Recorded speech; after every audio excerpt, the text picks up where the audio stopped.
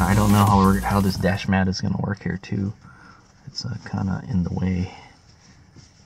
What I can probably do is just fold it to the right here. Yeah, it actually works. It looks kind of funky, but that's okay. It still kind of protects the dash. I guess that's the way it'll just be. Okay, so the first thing to do is we got to remove the speaker. So to do that, we need a handy dandy Mr. Phillips head screwdriver here. I'm going to just loosen all these screws. There's only two, actually.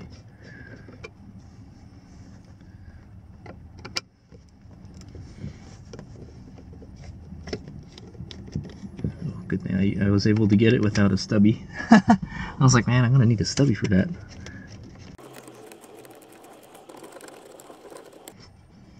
They also have hex. There's also a hex on the screw, so you can use a wrench. That's pretty nice.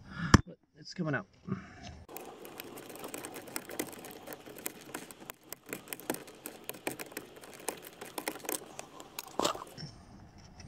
Should just come right out. I know I shouldn't pull it out on the tweeter.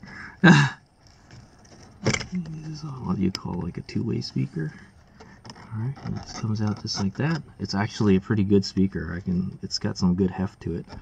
If I want, maybe I can install it. Actually, there's a speaker down there too. Why are there so many damn speakers in this car? It's the same thing with the Eclipse. The Eclipse has like a tweeter also.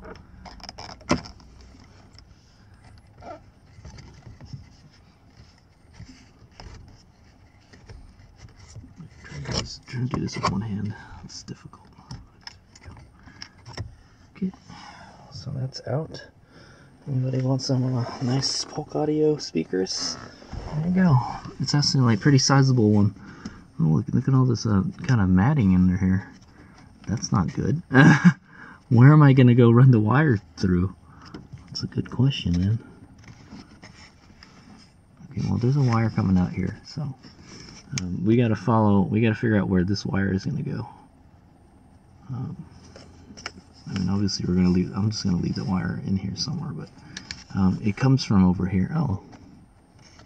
Yeah, this one's... So, supposedly there's only 3 screws that hold the tweeter in, and it's missing one of those little metal plate thingies. I can tell that this car has had the whole dash taken out at some point.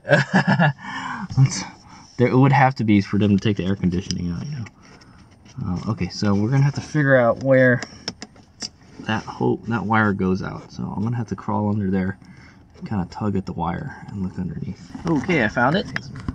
It's right under here, right there. So you can see the carpeting here and right there, so you can see the sunlight. I'll stick my finger through it so you can see where it goes. So all the wiring is going to go through there. It's not a whole lot of space, sort of, kind of. I don't know why there's a mat thing over it. Maybe it's to keep the heat from the vents off of it, I don't know. But yeah, that's where all the wiring is going to come out of. So, now what we got to do is just disconnect our boost gauges right now. So, pretty much, I think you just pull these suckers right out of the socket, basically. And it'll just come right out, I think. Okay, no, it's not. I'm trying to pull it, and it's not. Oh, the whole stereo's coming out. Yeah, there you go. Yeah, so that kind of worries me that it's so easy to steal the stereo system in this car. You just fucking pull it out. So I always remember to try to take the face off if I'm leaving the car in like a questionable place. Okay. Oh, I see. Okay. So there is a. Oh, wow, that's cool. Interesting. There's actually a mount for this. I thought they were just sitting in there, but they're not. That's cool. So I guess I can take it out by hand. I will do so. It'll probably be easier to just take the whole thing out. And there will be no such thing. They will pretty much just sit inside the gauge cup on when I install that other one. Interesting. I don't wonder where they got this from. It's actually pretty nice. I've never seen anything like that that has a mount for the stud and the gauge. But you can see this is the boost line right here, They use this plastic thingy. I think we're gonna have to not use that anymore. I'm gonna use a vacuum fitting because I don't think this plastic line will go all the way there. Or I could run a new line. I could run a new line, huh? We'll see. We'll figure it out. But if I disconnect it, I don't plug it in, I'll have a vacuum leak. Okay, I kind of have to use two hands to do this, so I'm just gonna put the camera down. Okay, I got the screw out of there. Really so now I gotta undo the. Let's take out these power lines here. I've never seen that before. That's interesting. It's got spade connectors connected to it. So let's pull those off next. Haha! So I was digging around my my parts shed and I found this. So at some point I had bought. I bought a lot of boost gauges before, but so if you're wondering what boost gauge this is an Autometer Sport Comp 2. This one that came with my car, and it's a good one. It's actually I think it's like their cheapest gauge, the Sport Comp. It's their most plain looking one, but it's okay. It actually matches the gauge cluster pretty good, except for those big honking numbers on the stock gauge cluster. So that'll look pretty good. Actually, and I found something. I found a green bulb condom that I can use so I can match the green color on the dash. So that is awesome. Awesome. Because right now I think it's just white. So let me finish uninstalling this. Also, the reason I pulled this out is because it had another of those plastic lines. So I have a choice. Oh, dude, looks like there's plenty of extra in there too. Let's see, maybe they left a lot of extra in there, so just in case you wanted to move it at a later time. So maybe we won't need this. So anyway, and then we'll take a look at some point. We'll take a look at the routing for the stock boost gauge.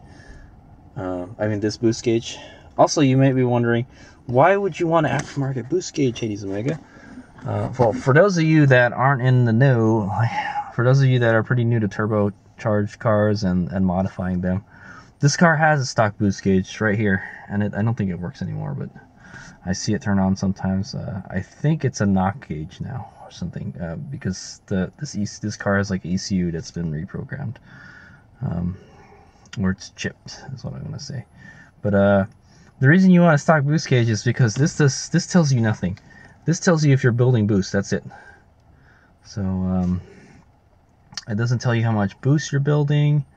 And that's the important part. You need to know how much boost you're building. So when you start modifying your turbo system, you're going to get like something like if you get a manual boost controller, that's what you're going to need to increase your boost level.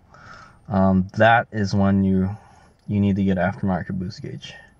And it's nice to tell what your car's doing. So yeah, this has actual numbers on it, So right now I think I'm boosting about 13.5 psi, so that way you can actually set it, and you're not going to blow your engine up because you're pushing too much boost, And it should sit at 0, and it's pretty close to 0 right now, so I think this gauge is still good.